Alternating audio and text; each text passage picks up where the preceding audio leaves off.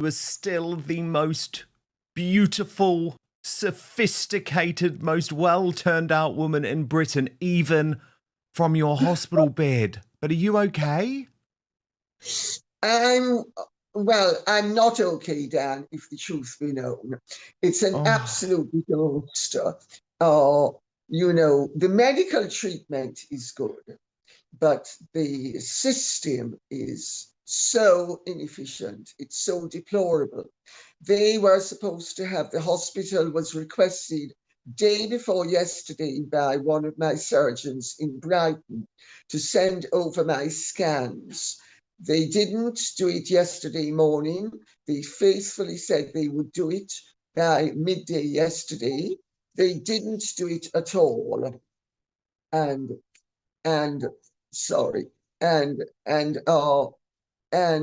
that means your operation has been unable to take place. I was supposed to have been operated on today in Brighton.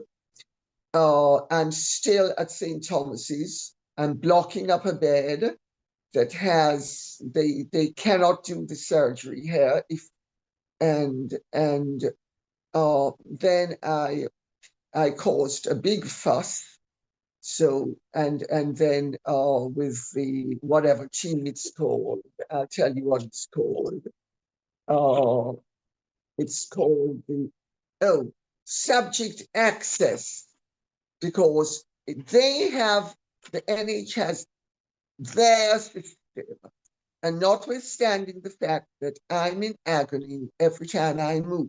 I was going to say, so you are in excruciating pain at the moment, Lady C. Every time I move. If I don't move, I'm in discomfort. But if I move, it's excruciating pain.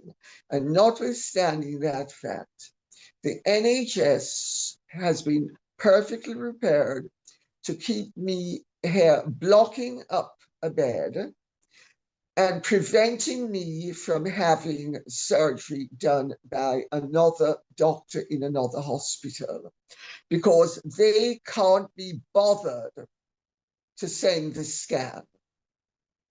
It's as simple as that. It's disgraceful. And how have they justified it? They say they have their system, and everybody has to fit in with their system. But you knew that the surgeon was ready, right? You knew that the surgeon in Brighton was going to be able to operate as long as he received the documentation. Yes, and they knew it as well. And they knew it. And the problem isn't the doctors and the nursing staff. The problem is the bureaucrats who are on fat salaries, who have no humanity. They don't care. I mean, they now care, because I was actually about to phone West Street in to tell him to get his people off their the UK Health Secretary. Yes, but then as the subject access team seems to have kicked into high gear somewhat, but they want me, for instance, Mr. Stott, who's the surgeon who would do me in Brighton, they want me to provide them with his email address, notwithstanding the fact that he has contacted them on the National Health Service to demand my scans. And I don't have his email address. I mean, the whole thing stinks to high heaven. This country is not fit for purpose, let me tell you, in this situation.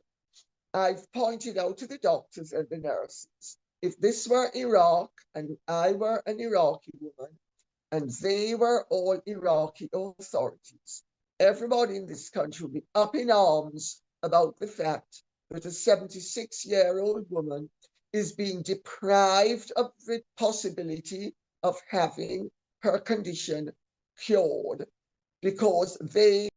In this deeply emotional interview, Lady Colin Campbell shares a harrowing story of survival, fear, and strength. Her near-death experience has shaken not just her loyal followers, but also the royal community she's reported on for years. Her courage to speak out, even in her weakest moments, shows the depth of her determination and character. Share your thoughts below. What do you think of Lady Colin Campbell's shocking claims? Don't forget to like, comment, and subscribe to stay updated on Lady C's recovery and more breaking royal stories. And they can take days or weeks, it turns out. It's sick. It's sick. What they should be doing. To talk about this, and this is what makes me so angry, Lady C, because for a long time, I have said the NHS is not fit for purpose. It's not something which we should go around as a country pretending is some brilliant service. It may have been decades and decades ago. It's not anymore. It's bankrupting us. And actually, you're not even getting the treatment that you need. Something has to change. And it's stories like yours which hopefully will make people wake up. Because what if this was their mother, their wife, their sister who was being denied the surgery? They don't care because they have, it's not the medical part team. It is the bureaucrats and the administrators who are running the hospital and who run the system. And they said about their system, I said, I don't give a continental damn about your system. I said, I'm in pain. This was supposed to have been done 2 days ago. It's not been done yet. You don't have an excuse for doing it. This is outrageous. I need you to get your asses into high gear. It's unbelievable. And Lady C, there's been a lot of concern about you because, of course, the Sun and the Mail ran with the story that you had been rushed from this event to hospital after this fall at an event. Now, you looked absolutely stunning at this event. There you are. And I believe that was not at that event. This was at another event. That was fine. I was there with Amanda, and I went to Bushra Fakuri and her son Malik Fostock's exhibition at the Mal Galleries. That was a week or two ago. Got it. So this was her event at a hotel in central London. And what actually happened? Well, it's very chic. It's very fashionable. It's very decorated. And you walk into this screening room, and it's black on black. The floors are black. Dark. There are little light things from up down. But so you walk into a room, and of course you acclimate yourself by, looking to see how the land lies. Well, the land lay very plainly. It was that I was being put in the front row, and there was somebody seated nearby where I was sitting, and their legs, obviously, when you sit, your legs protrude. So rather than step over their legs, I went to circumvent their legs, little realizing that there is a drop. It's not a step, it's a drop of between 12 and 18 inches. And I stepped into the abyss. Oh, God. And I was immediately catapulted down. And as it gives me happened, chills. I knew that I'd broken something. I actually thought I'd broken my hip, but I hadn't.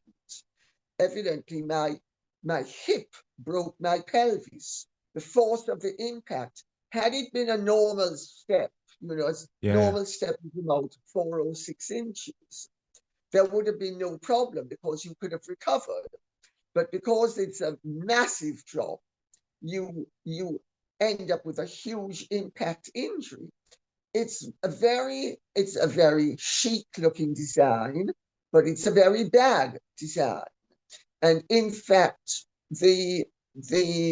one of the very nice young men, paramedics, who came to take me to the hospital, he said that he nearly had the same thing happen to him. God. Can you believe it?